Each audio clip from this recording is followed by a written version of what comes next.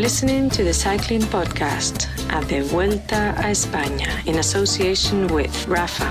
Today we are in Les Praeres de Nava.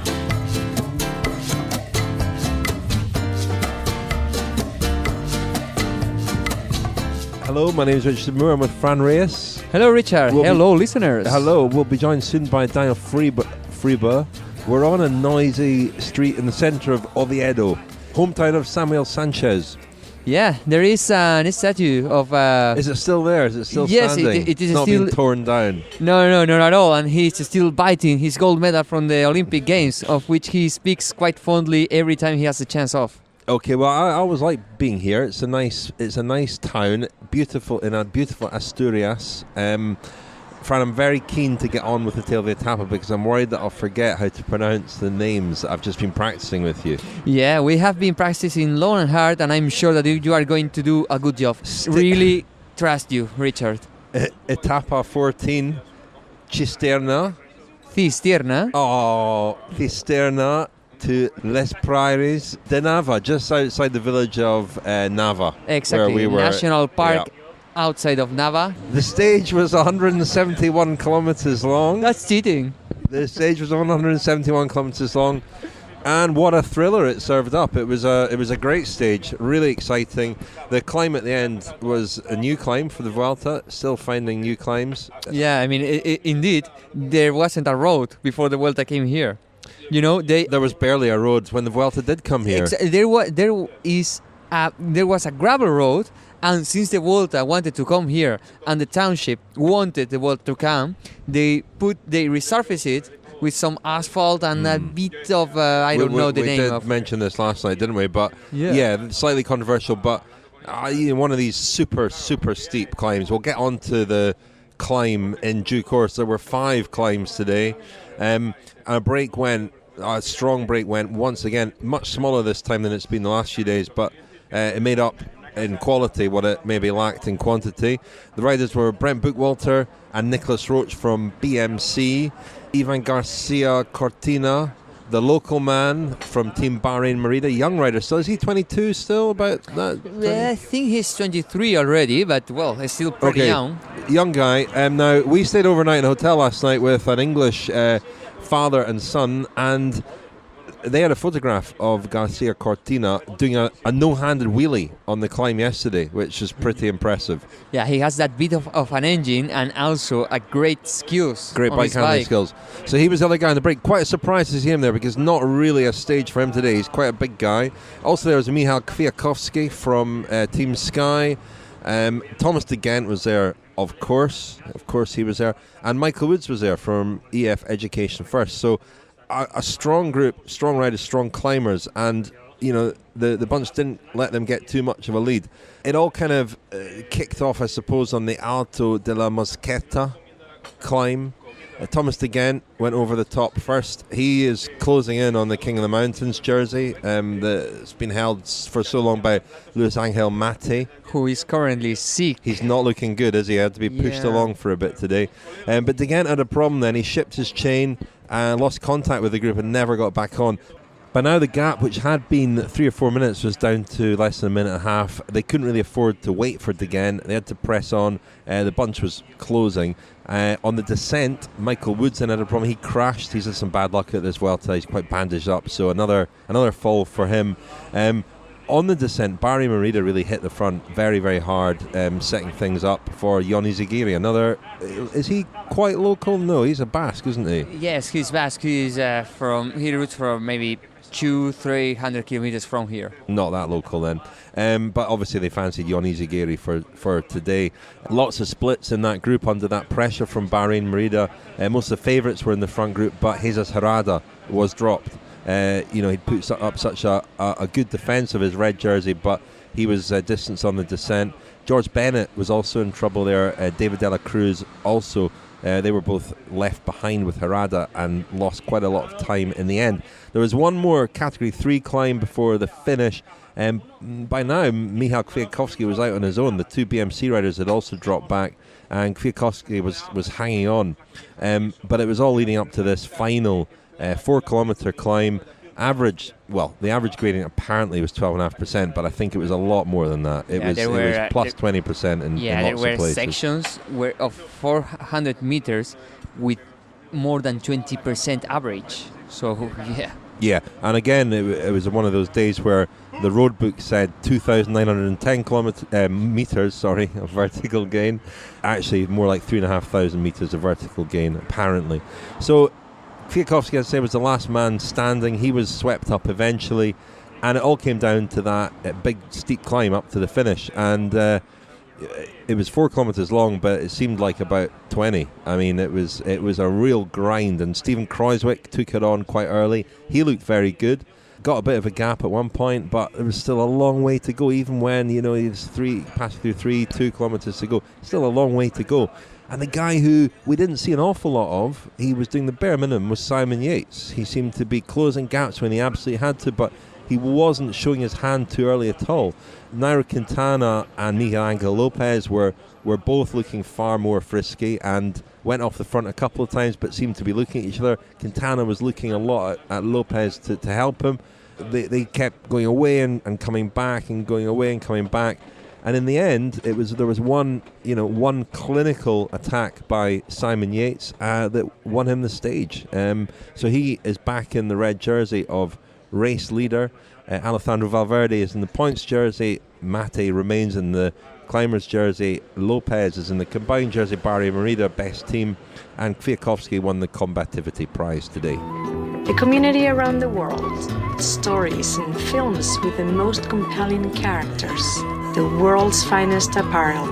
Explore the world of cycling with Rafa. Thank you very much to Rafa, our headline sponsor. We are extremely grateful to them. Yet another reminder, you might have just heard a voice in the background there. That was Daniel Friebe screwing up his face at what's just arrived. Daniel, not what you wanted. Not what I wanted. Oh dear. Anyway, but a final shout, or maybe not a final shout, maybe we'll do another one for our Cycling Podcast Femina Women's 100 ride next Saturday the 15th. 100 kilometres, 2 cafe stops. Notice you being given a bit of a tough time on Twitter today again, Daniel. Rory Sutherland, no less, the UAE rider, confirmed that cafe stops are indeed acceptable in Spain. If cafe stops are acceptable, can we at least eradicate cake stops, whatever they are? Fair enough. Well, cake. Do you know what cakes are? Yeah, I've a vague recollection of having eaten one sugary things in the late 80s. Yeah. Anyway, go to rafa.cc, Women's 100, scroll down, you'll find the ride. So we have been joined by Daniel Friebe, so it's the three of us here. So today, I mean, I thought that was a really good stage today.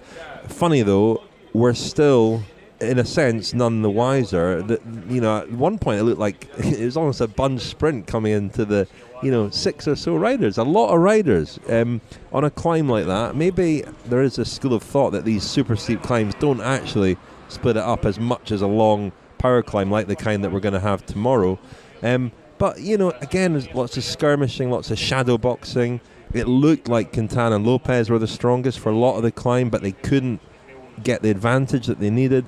And in the end, Simon Yates played an absolute blinder. Is a handbrake finally off? I think, Rich, it is. I mean, his whole demeanour was very different today from the way it had been when he'd taken the red jersey for the first time, which he felt was almost a bit of a hollow victory when he first had the red jersey. He didn't particularly want it, hadn't gone looking for it. Whereas today, there was no doubt about it. He spied an opportunity and took it. As regards the climb itself, Les Praeres, I mean, driving up, I thought they'd gone a little bit, Javier Guillen has gone a little bit too far in terms of, obviously the Vuelta's identity has been based on these extremely steep, a lot of people in Spain refer to them as goat tracks, and it's worked for the race. It's really worked, and we've been some fantastic locations.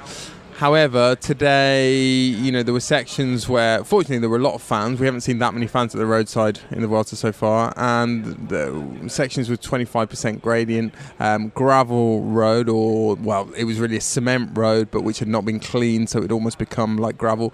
And I just thought there was an accident waiting to happen. There were still cars going up there at 4:30, 5 o'clock. The riders, to their credit, the ones I spoke to, didn't complain. I think they're used to it now.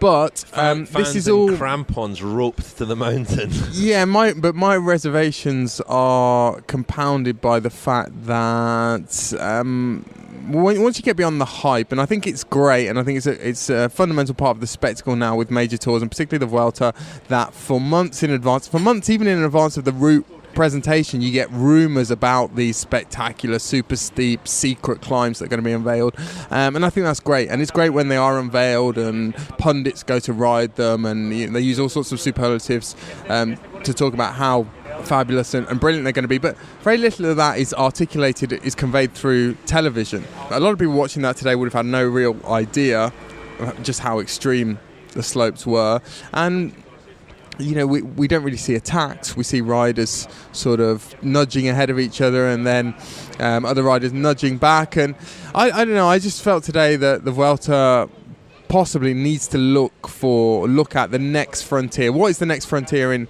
climbing and in terms of mountain stages? There is one that they've got very much sort of in mind, and that's to concentrate on altitude and to go to the Pico de Veleta in the Sierra Nevada, which is over 3,300 meters above sea level, for various reasons, including the wind. They haven't done it yet, but I just felt today that I had a bit of sort of goat track fatigue today. Has it jumped the shark? Yeah, a little bit, and as I say, there are great things about these finishes, and it was such a spectacular location. I just felt that the risk today, and there was a big risk of something going wrong, I felt anyway, was not really worth the reward. Yeah, I mean, I thought that the jump of the shark was like Amperona, which is too steep, and I didn't see the climb enjoyable. This one today was extreme, and I think we can go further than that, because this road has been created specifically for the Vuelta to pass. But I'm going to play devil's lawyer here and say that actually we didn't see fireworks today because there were attacks, but we saw a thriller, a 20-minute thriller that was quite entertaining. For one, I couldn't stop watching the stage. I was actually excited to see what the outcome was going to be, and it was a bit like a tortoise race, wasn't it? You can imagine 6 tortoises sort of just nudging ahead a little bit and then coming back, and it was such a crawl up there. And what it definitely isn't is, once they get to the climb, it's tactical, or you could say it's a different kind of tactics. It's a psychological tactic. It's a tactic of managing effort. It's not really a strategic tactic of where am I going to place my attack? How is my team going to contribute to that?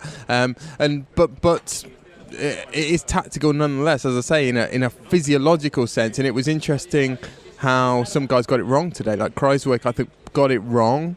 There was no need to attack as early as he did. I think he's very strong. I think he's going to contend to win this Vuelta, but he got it slightly wrong today. And Yates was the one who got it absolutely right. I'm not sure exactly, because there were a few sections on the climb where the road did really flatten out. I mean, only 100, 200 metres at a time. I'm not sure exactly where he went and how premeditated it was. I don't think it was premeditated, but it really stuck. He was a sniper today, wasn't he? He had one bullet, and and all, as I say, Quintana and Lopez had looked so good.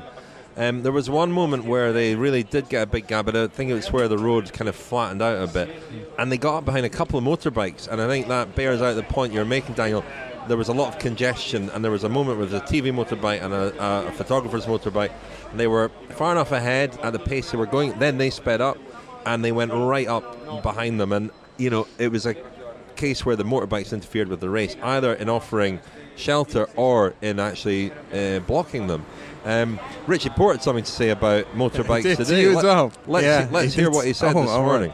For me, today is more about survival. I had a hard day yesterday, as most of us did. The TV motorbikes here are a disgrace. They're way too close to the peloton. It's making it so much harder to race. But what can we do?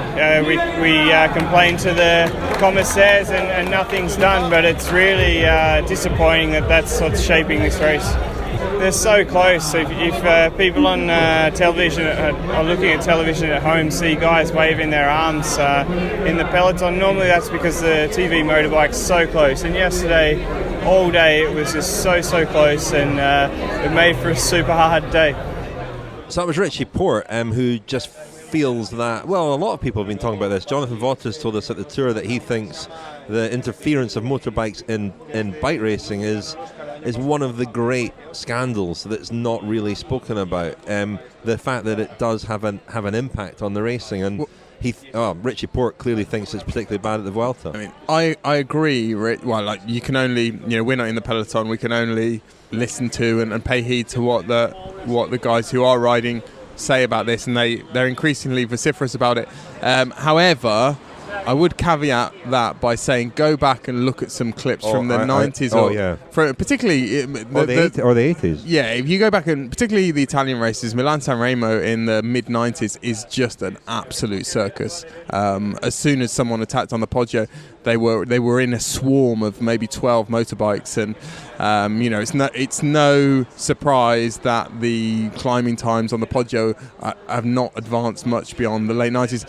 We know there are other reasons, but yeah. So I think things are better than they were, but in an age of marginal gains and riders are looking to sort of trim off grams, and there's no doubt that a bit more shelter behind a motorbike is going to make a big difference. It's even with helicopters. I've heard 100 tales about the influence of helicopters, particularly in the Giro d'Italia. Tony Galopin was complaining about that today. The helicopters creating what was effectively a headwind on the final climb. Yeah.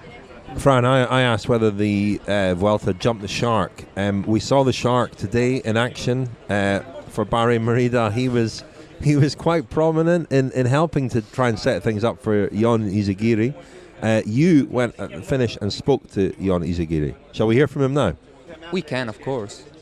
Bueno, sabemos que la bajada era difícil y hemos decidido anticiparnos y we knew the descent was tricky, so we decided to have a go.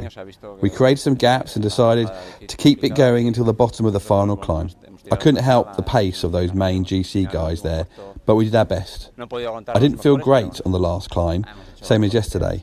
These are quite punchy climbs where riders like Nairo, Yates, Pinot, Lopez and Valverde thrive because of that kind of power. Anyway, I'm happy because we did our best and played our cards. Te viene bien cualquier puerto, ¿no? Y cuando no estás bien, pues todos te parecen duros. The Cycling Podcast is supported by Science in Sport. Beta Fuel, the new super fuel from Science in Sport, is a 2-to-1 maltodextrin to fructose isotonic drink that delivers 80 grams of carbohydrates per serving without upsetting your stomach. This formulation means your stomach can process more carbohydrates per hour than glucose alone would allow. And this could make all the difference to your ride, whether you're cresting the Alpe d'Huez or just crossing the line at your local sportive. Available on scienceinsport.com from July the 12th. Science in Sport, fueled by science.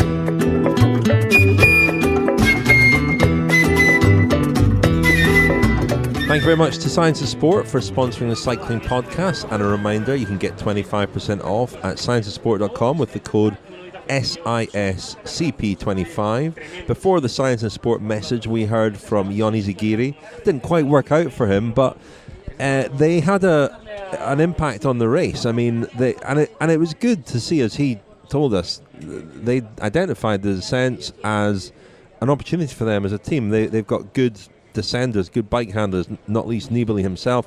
They had Garcia Cortina in the break, presumably with a view to him maybe being still up the road when they launched this offensive on these descents. But yeah, good to see a team, using the course in the way that they did and taking it on. It didn't work out for them in the end, but I thought it was a brave tactic. Yeah, I'd say that it's kind of worked out. I mean, from a point of view, Izagirre didn't seem upset at all about having lost that much time. He's aware that this is not the type of climb where he thrives. He knows that he's more of a steady climber, so it was good for him. Yet, as you say, it's so great to see teams seizing the opportunity and knowing that if they have 8 riders in the race, is to use them all. That's something that Mitchelton-Scott has done quite well over the years, and I see more and more teams jumping on that boat and using the resources they have. Sensibly. Daniel Garcia Cortina mentioned his no-handed wheelie earlier on. You said you had a conversation with him about cider this morning. Yeah, this sounds he's important. actually from Gijón, which is just down the road from Oviedo, but that's less well known for cider production than Oviedo. I think I'm right in saying, Fran, Gijón is not as much of a cider producing town, but it's the same area. Anyway, Nava, the village at the bottom of the climb today, is certainly well known for its cider. And I had a chat with Ivan Cortina about that. That sounds like I'm about to introduce a fantastic soliloquy by Ivan Cortina about cider making in Asturias. I'm not. I'm just going to quite poorly paraphrase what he said to me. Yeah, he said he enjoys cider. We discussed the nuances or the art of pouring cider in this part of the world, which is an art in itself, isn't it, Fran? You have to pour the cider from as high as possible above the glass. He's explained that it's something to do with the cider breaking the surface of the drink and the glass, which I presume is to do with oxygenation. I'm not sure. Yes. And Rich, I don't know whether you were here. I think we stayed in Oviedo a year or two ago on the Vuelta, and we enjoyed some cider, didn't we? Poured in that exact fashion, and we will no doubt enjoy some more this evening. I think it was. It was just down the road from here, in fact. Daniel, yeah, I believe so. Was there not a rest day here last year? Maybe. And were Team Sky not just sitting around the corner from here? Anyway, I do remember Lionel Burney last year after our cachopo dinner, enjoying a bottle of cider with a hoodie on. You know, it was quite an interesting picture to have in mind.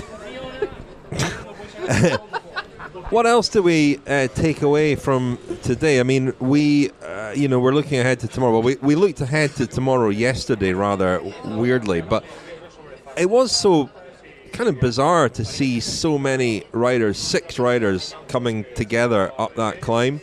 And you think there's still very little to separate these guys. Well, there's still 10 riders. I think Emmanuel Buchmann is now 10th on. 2 minutes 8. 2 minutes 8 down. So the only rider fading, isn't he? But the only rider who's actually definitively been guillotined this on these 2 days is George Bennett. Who's having had a bit of a hard time. I mean, Pinot was there as well. Pinot's looking pretty good. He's got a lot of time to make up, but he's looking pretty good. You know, you feel that Uran is hanging on. Kruijswijk's got a bit more to give. Enric Mas looked good today as well, I thought. Yeah, but this Enric Mas is a quite light rider who loves this sharp climb. So both yesterday and today, he was impressive. I mean, among the 5 most powerful riders. But I mean, I will expect him not to be at that level tomorrow and in the coming days where the climbs got longer.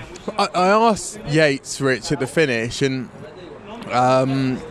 didn't get a particularly detailed answer, but about the mental difference now between the position he's in and the position he was in at the Giro, where you pointed out on numerous occasions during the Giro that the time trial and the spectre of Tom Dumoulin was kind of a sword of Damocles above his head, and it felt as though all of his energies and all of his focus was going towards that time trial, and he was thinking how much time he needed to gain. Obviously you can never know exactly how much, whereas here he's got this smorgasbord of GC contenders in the top 10, pretty much all of which have got very mixed records in time trials. Someone like Rigoberto Urán, who's been fantastic in time trials at times in his career and pretty average in others, and it's very difficult to draw up a theoretical hierarchy of time trialling among those top 10. Bearing in mind that it's only 32 kilometres we've got in Torre la Vega in a few days. It's fairly flat, isn't it, Fran? It's not terribly hilly. But someone like Kruijswijk, you would think would probably gain a bit of time on Yates, but I look back at the results of the Tour de France time trial over a similar distance, the last time trial in the Tour de France over a hilly course, and he was beaten that day by Adam Yates, who is not a particularly great time trial. No, but that day he rode did very well. Trial that day, and Simon Yates is a decent time trial. So we can no longer say that when Simon Yates does a good time trial that he's somehow defied his lack of time trial press, because actually he's a really good time trialist, and that goes all the way back even to Dusseldorf in the Tour de France last year, where he did a good time trial, and he's him and Quintana are actually good time trialists for the type of rider they look to be. Fran, what about Valverde in a time trial? I mean, he's won time trials, hasn't he, in his career? I mean, he's been a Spanish national time trial champion. Yeah. So, if there is a rider who is in genuine contention at the moment of winning, I'm not even talking about top 10, I'm talking about top 6, who might gain a minute or more on guys like Yates and Quintana. It could be Valverde, couldn't it? Yeah, but even Miguel Angel Lopez has done some good time trials. It's really hard to assess who has a better chance. But, by the way, chaps, what do you make out of the climb that Miguel Angel Lopez and Nairo Quintana did today? I was gonna ask. I mean, it did look like they were cancelling each other out, didn't it? It looked like they were just, well, Quintana especially seemed too worried about Lopez to really commit to the effort that he was making. I mean, it's easy to say that, but I'm not. I don't know. What do you think? I'm more intrigued by it, and I think Fran will be able to give us some insight on this. What's the dynamic between those two? Because the geography of the Colombian cycling scene and all of the dynamics, who's friends with who, and what kind of who has what kind of character, it's quite complex. And also Quintana versus Miguel Angel Lopez. What's going on there? Well, I think we saw quite clear today that there is some kind of rivalry going on. I mean, neither of them talk about the other with particular kindness, which is something that more or less fit both characters. Because Superman is a superhero, obviously, and Quintana is he's a deity in Colombia. Yeah. I mean, who wins? Who wins? Superman's got a great advantage at the top of these climbs because most of the riders have to get a whistle and ride back down and brave the crowd. He just dons a cape and flies back down to the team bus. Incredible. Remarkable to see. Oh, boy. Well, I mean, talking about serious stuff, it was clear today that there is some kind of rivalry. Clearly, there is no sympathy with them. Especially, I mean, it's no secret that Nairo Quintana doesn't have a lot of friends in the peloton and doesn't bear a lot of sympathy with anyone pretty much in the bunch, especially among his rivals. So and today he had the chance of actually showing all his strength, because he clearly, I think, is the rider with the best legs in this Vuelta España. Yet instead of being worried of showing that and putting some time between him and the rest, he was more worried of not getting Lopez on his wheel. But I think there's a fragility to Quintana, a mental fragility to Quintana, and we've seen it. And even a couple of years ago at Lagos de Covadonga, where he won, Chris Froome was dropped quite near the bottom of that climb. I remember Froome was coming back and closing on Quintana, and Quintana was really not happy at the finish at how little time he'd taken from Froome. He was looking over his shoulder, literally and metaphorically, a lot. And I just felt, I wondered at the time whether it was just Froome had this hold on him, this kind of psychological hold on him. Yeah. But I think we saw it today with Lopez as well, that he's Superman, please. Superman Lopez. Not Superman, Superman. We saw it with Superman Lopez today. That Quintana seems far too concerned about other riders around about him, and I don't know. Maybe he'll take a minute tomorrow. Talking about being concerned with other riders, I had an interesting conversation at the start this morning with Superman's teammate Dario Cataldo, who's a bit of a veteran now. He's ridden with some very good riders at Mountain Domestique, and he was talking about the difference in leadership styles between Nibali and Superman. And Nibali, he said, was the kind of captain who, for maybe 70% of a stage race, would not ask you for anything, would not need anything, would not want you to do anything, whereas Superman needs the whole team to be switched on and basically sort of chaperoning him at all times, telling him what to do. High maintenance. Quite high maintenance, but not in I don't think you're not as a diva, but someone who is not that experienced. I think he took up cycling quite late and is just quite naive, and also is probably quite deferential to all of the experience he's got in that team, because Cataldo has done He's probably done over a dozen Grand Tours, and he's got guys like Pello Bilbao, and he's certainly relying a lot on those guys to tell him basically how to move in the peloton before he's left on his own on the final climb. Exactly. There is this feel in Astana. This comment I've gotten several times from teammates of Miguel Angel Lopez. They are always taking care of him, looking after him, and sometimes they have to look behind to realize that he's not anymore in their wheel, because he is not really skilled when it comes to ride on the peloton, and that costs him a lot of energy he has to spend in order just to keep the wheel of his teammates. It's a quite big limitation, and when he overcomes that, he's going to be even more powerful on the climbs. I waited at Team Sky bus at the finish to speak to Michał Kwiatkowski, but waited for a long time, and when he came back to the bus, he was not in the mood to stop even for a minute, which was a shame, because he really did. He made today's stage very exciting. You can tell that the riders, they're still kind of concerned about him. Clearly, they don't want to give him too much rope. But the way that he then persisted on his own, there are very few riders in the world, I think, who could have done that with the chase that was happening behind. He's such a talented rider, and I think he's using this Vuelta to prepare for the World Championship. Do you think he went into this Vuelta? I got the impression he was going into this Vuelta with an open mind as to whether he might yet become a Grand Tour rider, and I think that as the days have gone by, it's dawned on him that it's more powerful than him. He cannot really alter his physiology to become a Grand Tour rider. I think that's part of it, and I think also today he was actually annoyed that it didn't come off for him, that he wasn't able to win the stage. I think he wasn't. He wasn't after the combativity prize, was he? So, he wasn't very happy. Yeah, I mean, he's still 20th overall, but 9 minutes down. But yeah, you're right, Daniel. He's not. He's not one of the guys, in that we're seeing among the top guys on the climbs day after day. I think we shouldn't make too many assumptions about the future of Michał Kwiatkowski based on this Grand Tour. After all, he comes for a very long season. He didn't have the proper rest between the Tour de France and the Vuelta a España, because of course he went to Tour de Poland for victory. So I think the first week could quite well spur his ambitions of Grand Tour leadership in the future.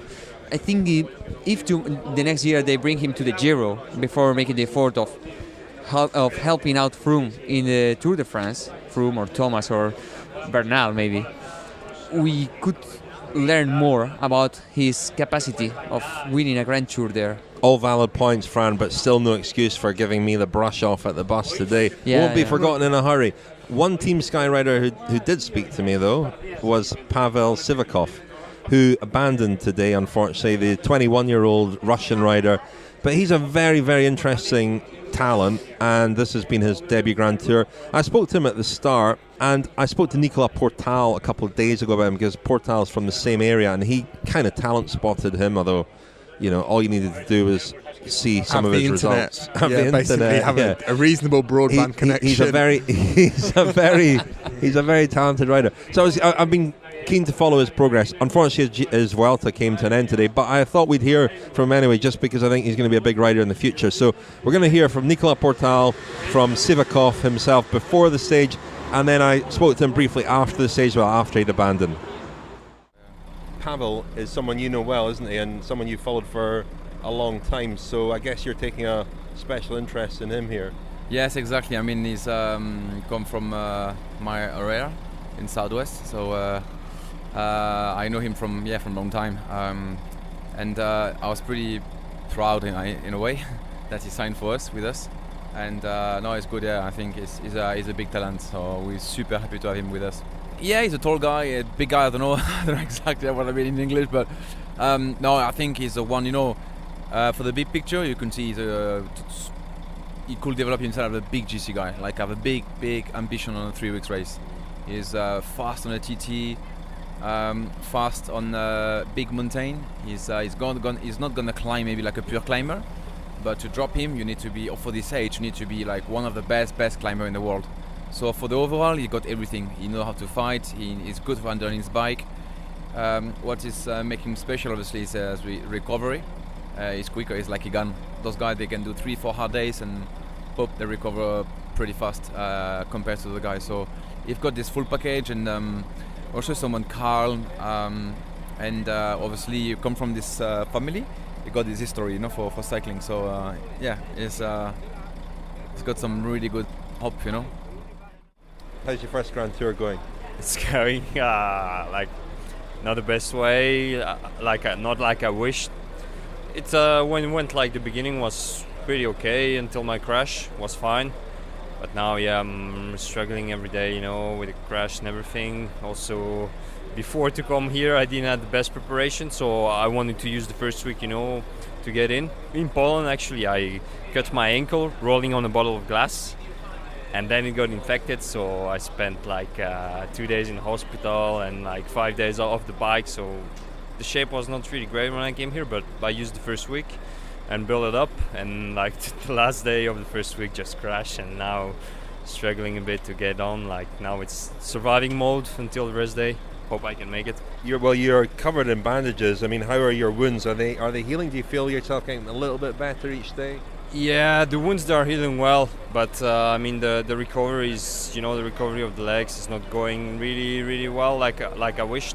Let's see how it goes. I hope didn't have a super night last night, but yeah, tough days, you know, with everything. Like it's like layers put on, and it's not the best for me. But I'm not gonna like stop or something. I'm gonna fight. Tell me briefly. You've got a very interesting background. Your parents were both cyclists, weren't they? You were born in Italy, I think. Grew up in France. How many languages do you speak? Yeah, exactly. I'm born in Italy, grew up in France. Parents cyclists, both Russians. At home, I speak Russian. Then obviously, like I grew up in France. I did all my studies, school in France, so that's 2 languages. Then English, and yeah, I would say a little bit of Spanish, but that's not my best one. It was written in the stars, I suppose, that you would become a cyclist. When did you become a cyclist? From my childhood, you know, everything was about cycling, and the family talking about cycling, but I didn't went straight to cycling. Practice a few different sports before, and then I think about 12, 13 years old, I started racing. Straight away, I could feel that that's the sport, you know, I'm good at, not like the other ones. You're quite a big guy, you're a big frame, but you won the Baby Giro. Nico says you're a future GC rider in a race like this. Perhaps is that how you would like to see your career develop? Yeah, exactly. Last year I won the Baby Giro, also Giro della Valle d'Aosta, which is even more climbing races. It's just climbing every day. If I got like all the GC riders now, it's more like tall, big guys, you know, just really lean and like riding tempo, and I think that's pretty much what I want to do in the future, you know, just work on that, but obviously also discover a bit of everything, the classics and everything. I think I don't know, I would like to be a GC rider, but I want to discover everything. Obviously this is all about learning for you this year in this race, but how difficult is it to go from being one of the winners in the under 23 ranks to almost going back to school in a way, and getting used to not winning and playing a completely different role and races going in a completely different way? Yeah, in the beginning it's a bit hard to accept, you know, you're like, oh, I'm dropped. You look back, you're full gas, you look back, the whole peloton is still there, and you're like, oh. But then now you're accepting it, and you're like, okay, I just take my time, no rush, I'm only 21 years old. It's even better, you know, when you think about it, easy when you come down, to just take your time. Like if you look the best guys who went to the top, they were never really good, like really young. They just kind of build up this and then reach the top a bit later on. Just, you know, trying to learn. Now I accept it, just hanging on, learning, training. Bad night last night, and today was too much, was it? Oh yeah, it was just, the day is so bad so far in my career, you know, just start and I could feel straight away that the heart rate was not just rising, and the legs were just like wood, and in the first kick was just nothing, you know. Normally this kick is just like easy for me, and there I was already dropping from the bunch, so I understood immediately that I'm not gonna make it today, and I thought, so the first extra feed we had, I think was kilometer 30, just stop and Not a good day to have a bad day. No, not a good day to have a bad day. I think on the Vuelta here it's not a good. Never is a good day to have a bad day, but no, just the body today was a bit too much for me, and never really recovered from that crash. And yeah, it's like that. I'm 21 years old, so. You've had some bad luck, but what's the biggest lesson? What's the biggest thing you take away from this Vuelta? Yeah, I think it's really to manage yourself, to don't go over the limit. You know, every day you have to think about it. Second and third week, like in the first week, don't be too excited.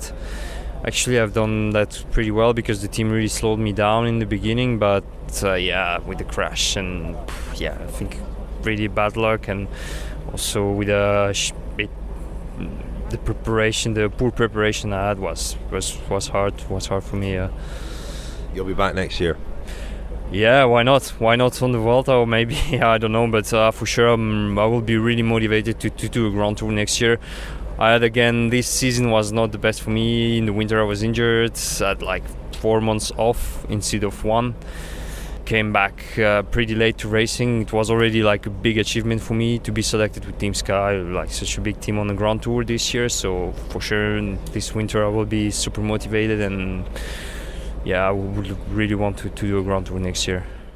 So that was Pavel Sivakov. Look out for him in the future. He'll go on to the World Championships assuming he recovers from some very nasty wounds. Russia. Okay. Rides for Russia, yeah. Was it not a point of debate until quite recently? Who he was going to ride for, France or Russia? Or indeed Italy. He was born in Italy, so yeah, he could ride for. Where was he born in Italy? I should know this. I've looked this up before. Anyway, here we are in Oviedo. What are we going to do this evening? What are we going to eat tonight? We're actually sitting outside is it an Indian? It's not an Indian restaurant, is it? No, I mean Indiana in Spanish don't send only mean for Indian. Doesn't only go for I fancy Indian the nice Americans. curry. It's also about the fact that back in the day when Cristobal Colón went on to discover America, he was actually looking for a way to reach the India. So for a while, and it has remained in the Spanish vocabulary, Las Indias is also another way to refer America, the whole continent. I've got a question, Fran. So we've already been in Asturias on this Vuelta. So we came out of Asturias, went into Castilla y León. Now we're back in Asturias. The other night we had Cachopo. We were on the coast. We were the other side. We were the west side of Oviedo and Gijón. Are we still in Cachopo country here? And also, what about fabada, which is another big Asturian speciality? So fabada is very similar to cassoulet. It's about beans, but the kind of meat you put into the fabada is quite different, because in the cassoulet you do this sauté meat. Confit, exactly. This confit meat, whereas in fabada you just put everything you may have in mind. But it's quite a heavy dish, you know, and having it at night, it's not good. But cachopo is also heavy.